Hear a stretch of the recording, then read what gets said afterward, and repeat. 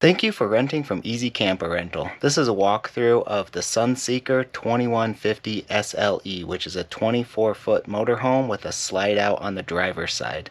A few days prior to your pickup date, you will receive an email with online documents to sign. Once you have signed and finalized those documents, you will receive a final email with all the pertinent pickup and drop-off information. The drop-off location will be the same as the pickup location unless otherwise agreed. Please return the motorhome clean inside and outside unless Easy Clean add-on has been selected, which can be selected at any time. Please remember to treat the equipment as your own. Always think 13 feet above you, 30 feet behind you, and 10 feet wide. Take corners wider than usual. Park farther away from the curbs than usual. Always be watchful for trees, especially park strip trees at your house, and travel through tight spots as straight as possible. The speed limit in a motorhome is 65 miles per hour regardless of the posted speed limit, and always be aware of weather and wind forecast while traveling. You can use windfinder.com or the Windfinder app to forecast wind on your route. I'll put the site in the description of this video, as any travel in 40+ mile per hour wind is prohibited due to high blowover potential. Everything in the motorhome will run off the batteries and the propane except for the microwave, the air conditioner, and 110 volt house style outlets. Those three items will run off of electrical source like at a campground or the onboard generator. The motorhome does have solar to recharge the batteries, and the batteries will be recharged by any electrical source or running the generator also. In this video, I will go around the outside of the motorhome, the inside of the motorhome, the cab, and then wrap up. Let's go to the outside. On the outside of the motorhome, the first thing to note is in the final email, which will have all of the pertinent pickup and drop-off information, you will have the number to the motorhome that is yours, and it will be located on the driver's side of the motorhome. And then the lockbox code for the keys will also be in there, and the lockbox might be in any of these storage containers. For this video, it's in this container right here, and then it's right here. You will put the code in, and then you'll get the keys out, and you will have multiple keys on here. So this is to drive the motorhome. This one is to open these storage areas, and then this black one with Bauer on it is to open the main man door to the motorhome. So those might change in case someone lost them and we had to replace them, but that's most likely what the color codes on those will be. So as we're on this side over here, the one thing I want to note is the awning. So it is the most damaged item on a motorhome. And please, please, please be careful. You don't want to break it and have to pay for it. I don't want to have to fix it. So just be really careful, especially with trees, and especially park strip trees at your house. If you have park strip trees at your house, make sure that the motorhome will clear those or park far enough away that it does not hit them, because that will break them. Wind breaks them, so when you're out camping, just make sure that you're not using the awning in any heavy inclement weather, wind, things like that, and that it is retracted when you're away or asleep, just to make sure that it does not get damaged. Again, be careful with the awning. So on this side, you have your storage area. This storage area, and they'll be indicated with stickers what's in them. But there, you've got your leveling blocks and you've got chocks. So you'll have 3 leveling blocks. These leveling blocks are used to level the motorhome. So best case scenario is you come up to a location and you can just park somewhere that it's level. If you can't and you need to raise one side of the motorhome to make it level, what you do is you take these, you put them. Again, you'll do all 3. This is a dually, so you'll do 2, and then you'll do the front wheel too. But just to show you, you put that in front of it, and then you drive up on these, and it raises one side. And then once you are up on it, then you'll take a chock, just in case, and then you chock behind it. So the transmission should hold it, but just in case, you chock the wheel in place. And so you are higher on this side than the other side, and that levels it out. So that's how you use those leveling blocks and chocks there. The other thing that's going to be in here is very most likely will not need this, but this is a tire, well, a wheel change kit. So there is a spare wheel on the motorhome, and you can use this kit to change it if you need to. You've got some 110 volt outlets on the outside. Again, they'll only work if you have an electrical source, the generator's running. This is an outlet for the furnace, so just be careful because this can get really hot if the furnace is on. This is the freshwater fill. So there's a freshwater tank in the motorhome. And then this is the outlet. So while you're filling it, if you overfill it, a bunch of water will start spilling out here. That's when you know you need to shut this off. But you just hook up a hose from a freshwater spigot. So you can't use any spigot. Just make sure it's fresh water, because you don't want to put like secondary water or something like that in the freshwater tank. But you hook up a hose to this and you turn it on, it will fill the freshwater tank.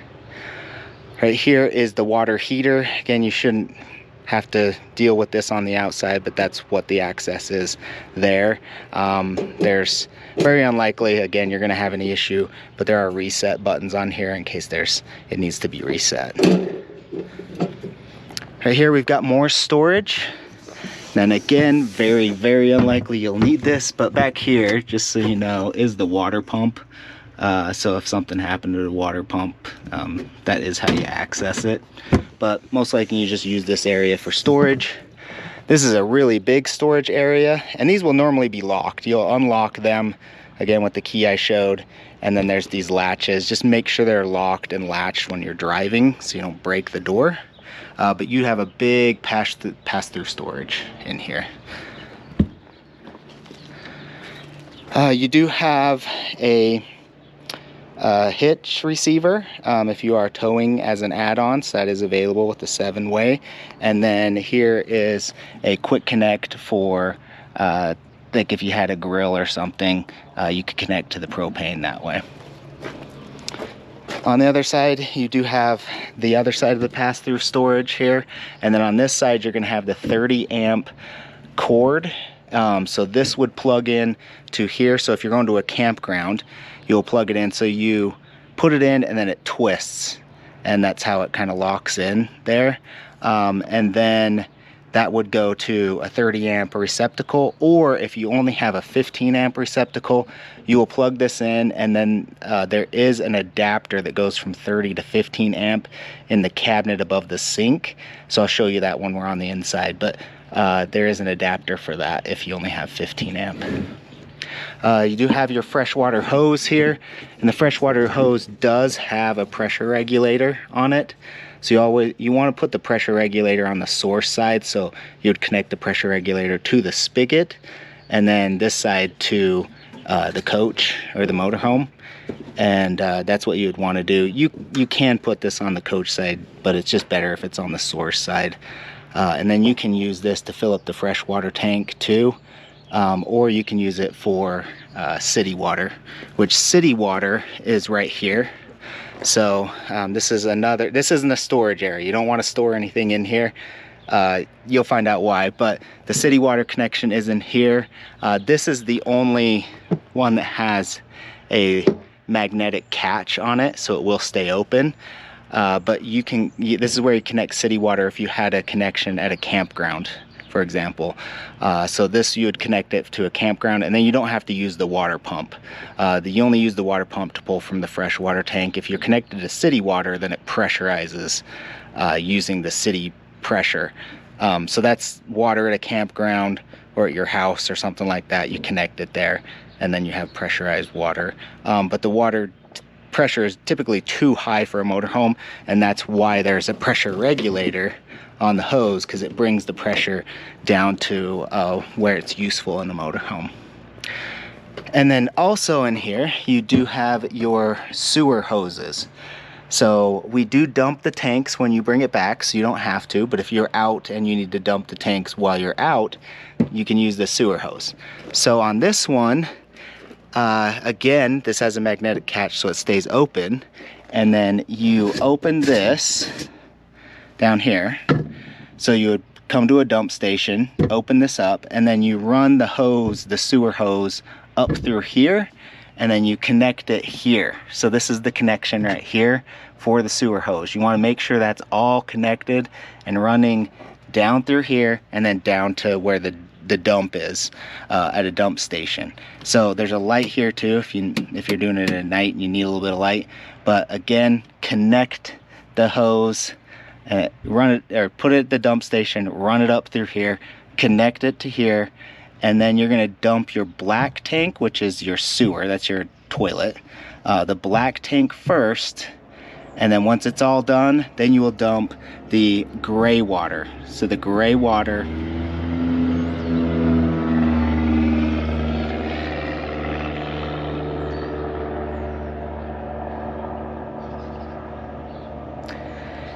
and then you will dump the gray water. The gray water are your sink and shower, kitchen sink, things like that. So black water first and then gray water. So pull the black water, let it wash out, close it, and then pull the gray water and let it wash out and close it. Now you can flush out the black water tank. So you connect a hose to here and then turn on the water, and it will spray out the black water. So as you're dumping the black water and you have this on, it will kind of spray it all out, and then it will help it flush everything out. So you can do that if you have a hose to use on the black water. And then when you're done, disconnect everything. Make sure this is back on here. And like I said, you don't want to store anything in here, because if something happened and this got pulled out, or you had something in here and it snagged it and pulled it out, then you'd have poop all over whatever you put in here. So don't store anything in here. But you can leave that, like if you're at a campground and you're hooked up, what you want to do is you want to hook everything up and then leave the tanks closed. You don't want to leave the tanks open while you're at a campground, because fumes will come up through. So you want to just dump it when it's time to dump it, and then close them back up again. So you can leave this area open, or what I would actually recommend is get everything connected. You got your city water, and then I would just let this kind of hang down here. I would not have it up here, because wind is gonna come eventually and just gonna flop this down. So I would just kind of leave it a little bit open like that. That's how I would do that. Here is your gas fill, and it is gasoline only, 87 octane. And then when you're going to close this, because this is pressurized, you have to listen to the click like that, and you're good. So again, gasoline only. This is what it looks like with the slide out. So this is dinette and storage area slide out. Doesn't slide out too far, so it's kind of nice, but still gives a lot of space on the inside. You do have propane right here. This one does not lock, just by law, because in case there's a fire, they need to get to this to shut off the propane. And so in here is how you turn the propane on. So here is closed. All you do is turn it to the left and you turn the propane on. Simple as that. And if you do need to refill the propane, which would be very rare, because this is a lot of propane. This is like a month's worth of propane. So even if you see it and you're like, oh, it's not 100% full, it's only at 3/4, that's still a lot of propane. So don't worry about it. We're always going to send you out with enough propane. But if you do want to fill it or need to, you can go to a fill station, and this is how they fill it right there. And again, this is how you turn it on and off. So usually you want to turn it off when you're traveling, but if you need to run the furnace or something while you're traveling, you can have it on. No worries there. But just be careful and mindful of that. You do have another storage right here. So it's not much, and then you got your seat belts here, so it could snag it while someone's in the seat belt. So you probably don't want to use this all that much, but you do have some storage right there. And right here is your generator. So you can start the generator from the control panel. I'll show it on the inside. But if something's not working correctly, you can access this generator from the outside right here. You can pull that panel off, and then there's reset buttons and breakers in case there was a breaker that tripped, and then there's a start button on the generator itself. So if you need to start it on the generator, you could go ahead and do that. And the generator, it runs off the fuel of the fuel tank, but it will stop operating if the fuel tank goes below 1/4 of a tank. So just be mindful of your fuel in the tank. It's not going to run you dry and strand you. So just know if the generator's not working, you want to check your tank level. On the outside here, you can move these mirrors around to make it easier to see if you need to do that. And then over here to go onto the inside, again, you will have the key for this. You probably won't need to access this, but the batteries, there's 2 batteries on a motorhome. One is to start the engine, that's in the engine bay, and then there's a battery under here for the coach. So right here is where you'd access it. You'd flip this up. You could get in there in case, I don't know, maybe a terminal came loose or something and some things aren't working. That's one thing you could troubleshoot, but that's how you get to the battery. Again, most likely you won't need to do that. There is a battery disconnect switch. I know this is a terrible location because kids will grab this and flip it off, but just know if like everything stops working in the motorhome, like literally nothing's working, like the lights, water pump, nothing's working, most likely someone flipped this, so they turned it off.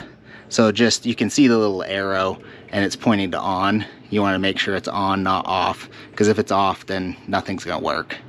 And then out here, you do have 2 outside lights, right here, and these are on the awning and on the outside, so it's right there, and then there's a light strip on the awning. This is the extend and retract for the awning. So extend it out, retract it back. You can roll these things up backwards, which isn't great, it's fine, but just be mindful that if you keep extending it, it'll just roll out and then roll backwards. So just make sure you're paying attention to retracting it correctly and extending it correctly. This is the solar controller, so it does show you the voltage of the batteries. It can get up to 14.2 or so sometimes, and then go as low as 12 or so, but just depending on the discharge of the battery. But usually it's going to be around that like high 12, 13 mark on a 12-volt battery. And that will show, you know, if the battery is being charged by the solar panel, which is on the roof. And we go in here more, you do have your, again, your slide out dinette, which really opens this area. It's really gives a nice space for a motorhome this size. And then you kind of got a ward and a pantry back there too. So it's really nice to have this open. And there's 4 seat belts in here. So it does sleep 6 and seat 6. And when you are in motion, you do, obviously you need the slide out in. Do not drive this with the slide out. And everyone needs to be seated with a seatbelt on. That's just the law. Up here you have a actual queen size bed, and in this area here there are USB, I'm not sure if you can see that, there are USB outlets that do run off the 12-volt battery, so you can charge your phone on that. This right here is a privacy curtain, so it does have Velcro on it, and it connects to these Velcro points. So you can connect it to here, down there, here, and then it goes across, and then that way it closes off this cab area so people can't see in here while you're trying to sleep and live your life. But really nice area with a full queen size bed up here. It didn't come with a ladder, so I'm gonna buy one. I don't have it right now. I'm gonna buy a step ladder. So there will be a step ladder in here that you can use to step up on here, because you don't want to step on this, eventually it'll break it. So there will be a step ladder in here to get up onto the queen bed here. Let's go over the control panel, which is probably the most important part here. So you have a bunch of sensors right here. These are buttons. So you see gray water tank, black water tank, fresh water tank, battery, and propane. The gray and the black, especially the black, they can read incorrectly, and they will often, just because a piece of debris will get stuck on a sensor and they just don't read correctly. So just know it is empty when you pick it up, regardless of what this says. If it says 1/3 or 2/3 or even full, it is definitely empty. Sometimes those sensors, they're just not great. The gray water is a little bit better because there's less likely for something to get stuck on the sensor, but same thing, like it will definitely be empty when you pick it up. Freshwater tank will be full when you pick it up, just like this. Battery will be full when you pick it up, and propane most likely will be full. But even if it's at 2/3, like I said, it's like a month's worth of propane. So it's a lot of propane. So even if it's at 2/3, you're perfectly fine. You're going to have plenty of propane. We're not going to send you out, put you in a bad situation where you don't have enough propane. Over here is your generator hours. And keep track of that because you are limited on those hours without having a surcharge. And there's a stop and prime and a start. So when you first start it, you want to prime it. So you just hold down the stop prime for like 2 seconds. You'll hear it prime, and then it will stop, and then you can hold down the start until it starts. And you'll hear it start. It's obvious. If you try and start it without priming it, it seems to have an auto primer, so it might prime it and not start, and then you'll have to push start again. So just know that you do need to prime it before you start it. Right here we have a water heater. So the water heater can work off of gas or electricity. If you're going to a campground, you have electricity available, you are plugged in, turn on the electric, because then it'll just use electricity to heat the water. If you don't have electric, then you can just do gas. You don't do both. It's one or the other. So again, make sure the propane is open, and then turn the gas on, or just flip this switch, and then it will heat it up and it will keep it warm. So no worries there. This is the water pump. Again, if you are at a campground and you have city water connected, then your water pressure comes from the city water. You do not need to use the water pump. You only use the water pump if you're pulling from the freshwater tank. And even when you're doing that, you only turn the water pump on when you use it, and then you turn it off. You don't leave it on all the time. So just turn it on, use what you need to use, and then turn it off. And then again, don't have that on if you are connected to city water. This is just a security light on the outside. This is the slide out. So this is important operation. So the slide out's here. The first thing you need to do for the slide out to work is that you put the ignition to on. You don't turn the engine on, you just turn it all the way like you are turning it on, but it just is on. And then you make sure that the park brake is set. So ignition on, not engine on, ignition on, park brake set, and then you can do the slide in and out. The other thing you want to make sure is there's nothing in the slide path on the outside. If you've got other people with you, have them go check. You don't want to run it into anything because it will break the slide. Obviously, it's very expensive. So make sure there's nothing in the slide path. Make sure there's nothing on the inside in the slide path. Like you've got things stored there and it's going to hit that. Or when you're sliding it in, make sure everything's clear inside, outside. Again, ignition on, parking brake on, and then you can slide the slide out in and out. And then there's a sticker here also saying this, but when you slide it in, you don't want to go partial way. So unless something's happening, like it's making crazy noises or you think it's gonna break, then you can stop. But if everything's going well, you slide it all the way in or you slide it all the way out. You don't do it partially because that's a way it can break it. So for example, we're gonna slide it all the way in. I'm gonna hold down the button and I'm gonna hold it until it's all the way in, and then I'm gonna keep holding it for 5 seconds after it's all the way in. So that's the proper way to do it. Same thing on out. I'm gonna hold it down.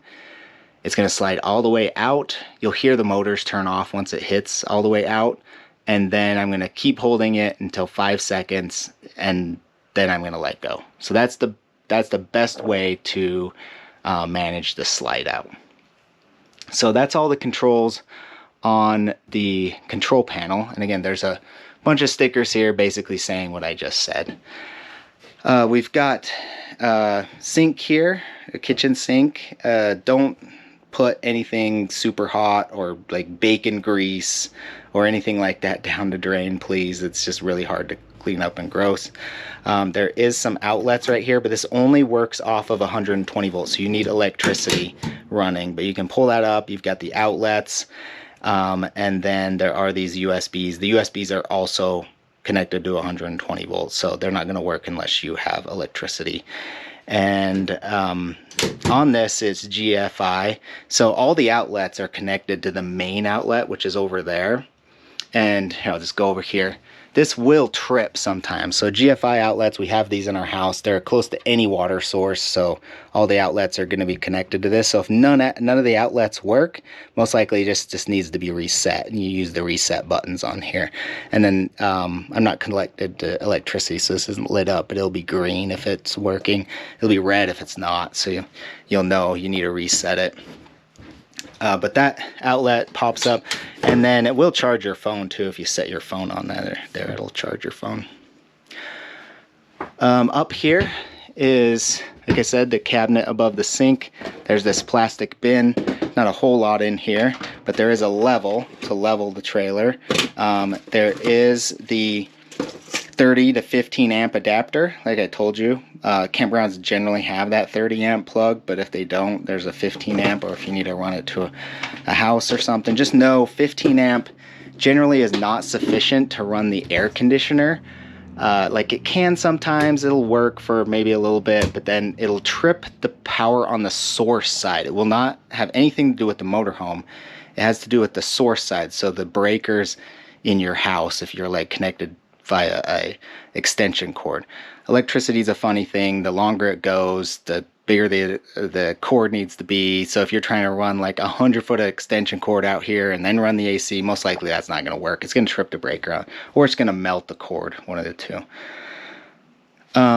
Again, all the water features will work off of city water, which is pressurized, or if you're pulling it from, you're boondocking, you're pulling it from the water pump. That's how it will work too.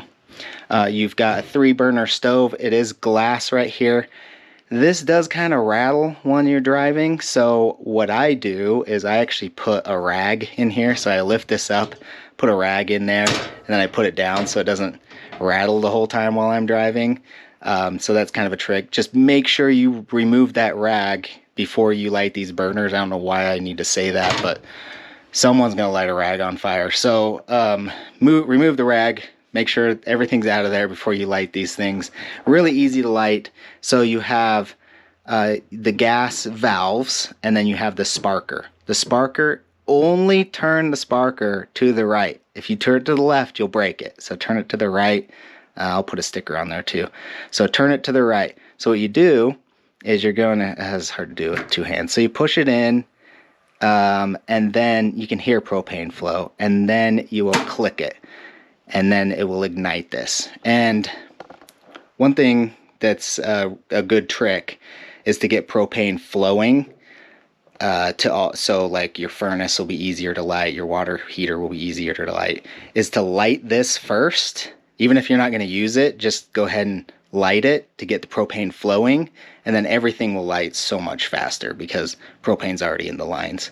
And this is the easiest thing to light. So again, what you do is you push in and you hold it. You can hear the propane, and you'll have to hold this in at the same time. I don't have 2 hands to do this right now, but you hold this in and then you spark it, and that will light it, and then you can let go. So if you're not holding it in, propane doesn't flow. So like right now, I'm not holding it in. Even though it's set to high, if I spark, nothing's going to happen. So, but also just make sure those are off. That's just a safety feature. Again, make sure that the glass is moved out of the way. Do not try and cook on the glass. Do not put anything hot on the glass. Do not put anything heavy on the glass. It will break.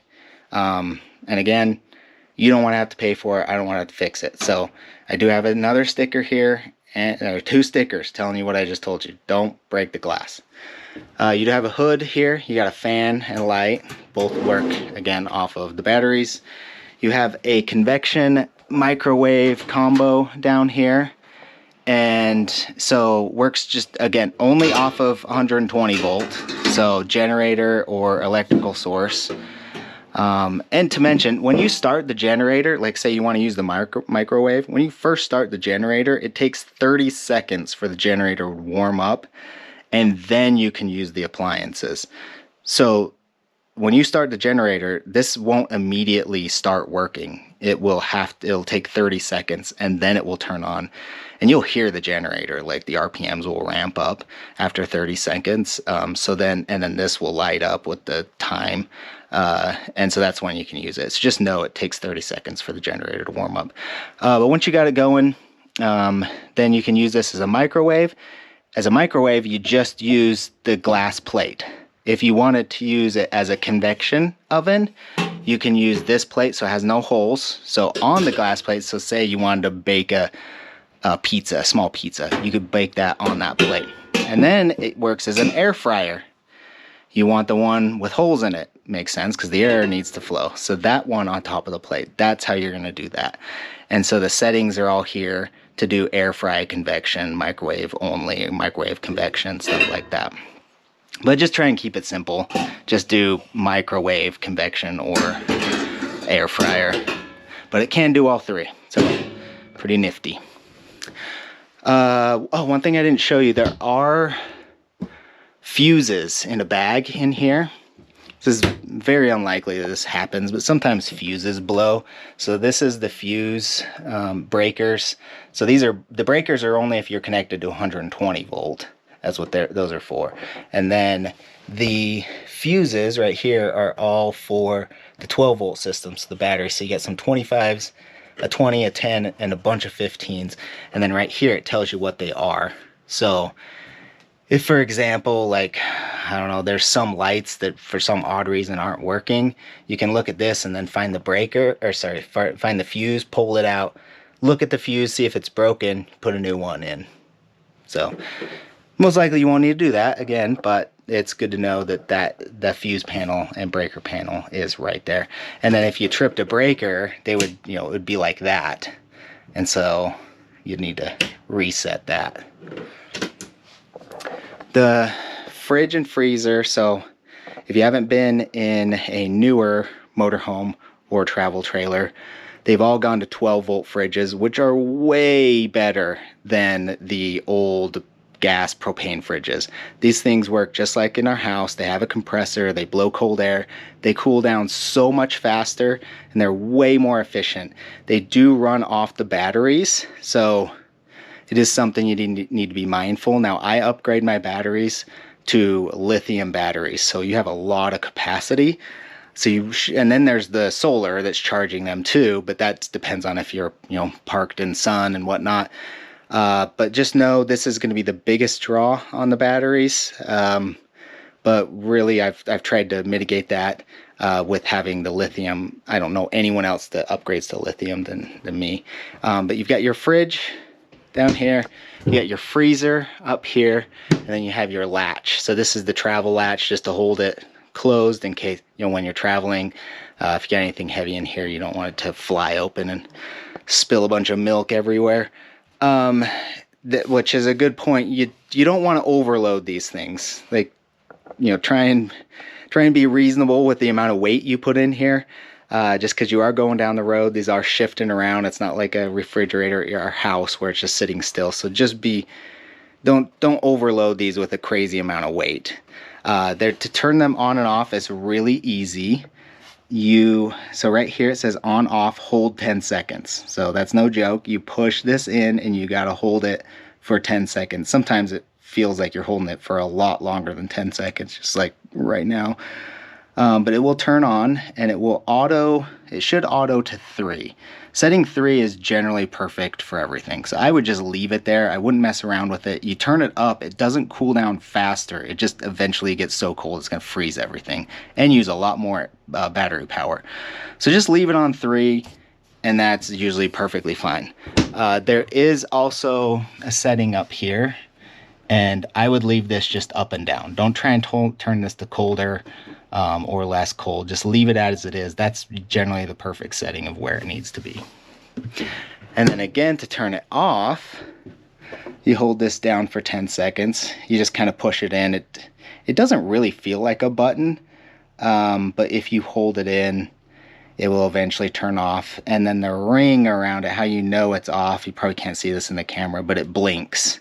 That means it's off. If it's doing some like weird code thing and it's like these numbers are flashing, you didn't hold it for 10 seconds and you sent it into like a troubleshooting mode, and you just got to redo it again. You've got your queen, another queen bed back here. This is, and again, full queen dimensions, which is really nice. Upgraded memory foam mattress. Again, I don't know anyone else other than me that puts the money into it to have a nice night's sleep and have that memory foam mattress, but it's a really nice mattress. And then back here, you've got some reading lights, and those are 12 volts, so those will work. If you're not connected to electricity, they'll still work. And they have a USB-C connection. You probably can't see it in this, but they have a USB-C connection on them, and that you can, you can charge your phone. These shelves, be careful with these shelves. Don't try and pull yourself up with them or anything. They're just screwed into the wall. The walls they're not solid, so you could really pull that off pretty easily. Again, it's just there to like set your phone on. And then all the shades in the motorhome, these are really nice shades. I like these a lot. They just pull down and they're completely private. And then when you want to go up, you just tug it down a little bit and it'll go right up. You got a bunch of storage up here. And then under here, again, you most likely will not need to do this, but that's the freshwater tank right there. You also have your water heater, a bunch of wires. Don't put anything in here. This is not a storage area. But if you need to look at your freshwater tank while you're filling it or see how much is in it, maybe the sensors went bad or something, you can actually physically see the freshwater tank and see how much water is in it. When you're filling it, like I mentioned on the outside, it's actually kind of nice. Just look at it and see when it's getting full and then shut it off instead of relying on water gushing out. You've got a bunch of storage here. This also makes down into a bed, which is more of like a full-size bed. But what you do is you take this tabletop here, so you pull it, and be careful with this. That's kind of the theme of this whole video. Just be careful. Don't do anything crazy. But it disconnects right here. This leg comes out of this, and then you want to loosen this up. This is just to tighten it so when you're driving it's not bouncing around. But you loosen this up, and then you can pull the leg out of here, and then you take this top and you put it on these rails right here. So these rails go all the way around, and you got to make sure it's flush on those rails, because if it's all sideways on those rails and it's not truly on there, and then you put all your weight, you're gonna break this tabletop. And these tables, for what they are super expensive. So don't break the tabletop. Make sure it's flush on the rails, and then you take the pads here and you push them all together, and then you got yourself a bed. So that's how you make down the bed for the dinette. The motorhome has 2 alarms on it. There's this one, which is in the dinette, and then there's the smoke alarm on the ceiling. The smoke alarm on the ceiling is only smoke, so if you don't see smoke and it's gone off, it's just a false alarm. Unfortunately, these false alarms happen a lot. This one will go off sometimes if the furnace is on or something like that, so just keep in mind that is only a smoke alarm. This one down here is a propane leak and carbon monoxide sensor. However, it's really just a fresh air sensor. Admittedly, it's in a terrible location because it's here in the dinette where people sit, and if you cover this up, it will go off. If you have a dog breathe on it, it will go off. If you use aerosol anywhere around it, it will go off. So make sure this is clean or clear area here. Maybe if someone's seating here that they're an adult and they're more responsible, they're not going to kick it, because there's a button on it that you push that button, it will also go off. So again, don't freak out if the alarms go off. There's false alarms all the time. Again, do not cover it up. Don't let a pet breathe on it. Don't use aerosol in the motorhome. Those are all false alarms that will set this off. And if you are parked and it does go off, then open the door, let it air out, and then you should be good. The lights here. So the main lights, you got that one. So you got all your lights here. This one's actually has a dimmer switch, but then you'll see a bunch of switches around here. Looks like another USB and USB-C, and some outlets there. You got some lights here. Again, those are all going to be connected to that. The thermostat, so this controls the furnace, so the heater, and the air conditioner. So I've got some stickers here, it's really easy though. You just use the mode and you select. So cool is going to be the air conditioner. 60 is like way too low. You're never gonna get to 60. You got to be reasonable with the temperature. So if it's 110 degrees outside, you're probably only gonna get like 20 to 30 degrees lower than that. So just be reasonable with what you're trying to do here. But you have, just leave fan to auto for everything. That's the easiest way to do this. But you have your mode, cool is AC, and then furnace is the heater, and then off is off. So you can run the AC while you're driving. You'd have to run the generator while you're doing it at the same time. But you can do that, and you can also run the furnace while you're driving. The propane would have to be on, and then while you're driving you could do that too. But again, mode goes to fan first. Just leave that to auto, cool, AC, furnace, heater. Super easy. You got your sink right here, outside sink with a kind of a medicine cabinet in here. You do have, watch out for this because it hits the tabletop there. This is your bathroom. There is a light switch there, and there's a fan too. So you can open, it's a 12-volt fan, so you can open this up. We all know why you need to open that up, so I don't think I need to mention it, but that's how you can turn it on and off here too, but just leave that on and just use the switch. And then you have some hooks for towels right here, built in. And you've got your toilet here, extra toilet paper in there. Don't use that as garbage, it's just for extra toilet paper. You have your shower here, and with your shower, it doesn't have a curtain, it has this slidey thing which latches onto this side and then unlatch here, and then you got your cold and your hot. Again, you'll want your water heater running for at least a couple hours to warm that water up first before you try and take a shower.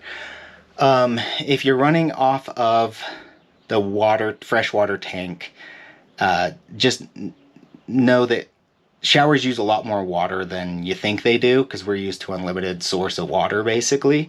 And so if you are trying to conserve the water in the freshwater tank, just get in, get wet, turn it off, lather up, turn it back on, rinse off, and then turn it off, like military style shower. Don't try and sit in here for hours. You're gonna blow through the water really quick. So just be really mindful of water usage when you're using the shower. And up here is your air conditioner. You do want to leave all 4 louvers open. So there's 4 louvers on the side. You want to make sure those are always open. Those are going to spread out the air. And then this is the main, it's called a discharge. It's a main dump. So it just dumps a bunch of cold air straight down. So that's the fastest way to like get cold air into here. And sometimes with this AC, it can have some circulation problems. So sometimes if the compressor on it, like it keeps turning on and blowing cold air and then turning off, and then it's blowing air but it's not cold anymore, and then the compressor turns back on, that's a telltale sign that you just need to open this up and leave it open, because it's just trying to get cold air in here quick. But yeah, you always want these ones open. If you're dispersing the air, leave those open, and always leave those open. And then if you're trying to just dump cold air really fast, open up this main discharge. And then you close it, like no air comes out of these louvers if the main discharge is open. So then you have to close it, and then air will come out the other louvers. You have a fan up here too, and this fan actually sucks air out is what it does. So if it's really hot in here, you open this up. You can open this this way. You can open this up. You got to pull it down first, and then you can open it. and then you can turn it on and off and it will like suck hot air out. So before you turn the AC on, it's kind of nice to just do that, to turn it on, and then suck a lot of hot air out, and then turn the AC on to get the cold air in, or else it'll take longer. So that is the inside of the motorhome. Let's go to the cab. Going into the cab, the first thing I want to know is this is an emergency start. So if you ran the battery down on the engine and the engine won't start because the battery is dead, you can push this and then we'll use the coach batteries to start the engine. So it's kind of nice to have that available in case you need it. Over here, right here is how you pop the hood, which you shouldn't need to, but if you need to pop the hood, that's there. Right here is the parking brake release. So if you have the parking brake depressed, you want to pull that to release the parking brake, or else you're not going to be able to drive. Right here you've got your light settings. So I just leave it to auto, just don't mess around with that. You have your dome settings, so if you want to turn the dome light up or down, that's there. And then right here you have settings for what you can see on the dash. So this is kind of just goes through your trips. This is information. These ones, and then this one clears it. You really probably don't need to use any of those, but that's what those are there for. It's pretty basic cab here. If you've ever been in an 80s truck before, this is actually almost exactly what they look like. And so, you know, you got your speedometer, oil, pressure, gas tank, things like that here. Again, you always want to think 13 feet above you, 10 feet wide, and 30 feet behind you, and know that the max speed limit for the motorhome is 65 regardless of what it's posted. You really don't want to go above that. Things start getting squirrely real fast. You do have a tow haul mode. Again, all tow haul modes do is just change the transmission shifting. So that's all that's going to do for you if you are towing something. Try and get that sun out of there. So you've got your AC settings. So this is the fan setting, the cool or heat setting, and then what kind. So you got your cool maxes, and then, you know, those should all look familiar if you've ever driven a car in the last 100 years. And so you've got your head unit here, and it does have Apple CarPlay or Android Auto, but it does not work off of Bluetooth. Just know you need a USB connection to your phone, and then Apple CarPlay or Android Auto will work. Right here you have a 12-volt DC connection. You've got inverter for a 120-volt plug to, and then another 12-volt DC connection. Everything else just cup holders and storage and everything. And then you can move the seats around. Just again, you know, there's levers down there. You can move them back and forth. The head unit does have a backup camera. So when you put it into reverse, the backup camera will come on. And then when driving the motorhome, it's pretty straightforward. Again, just take corners wider than you normally would.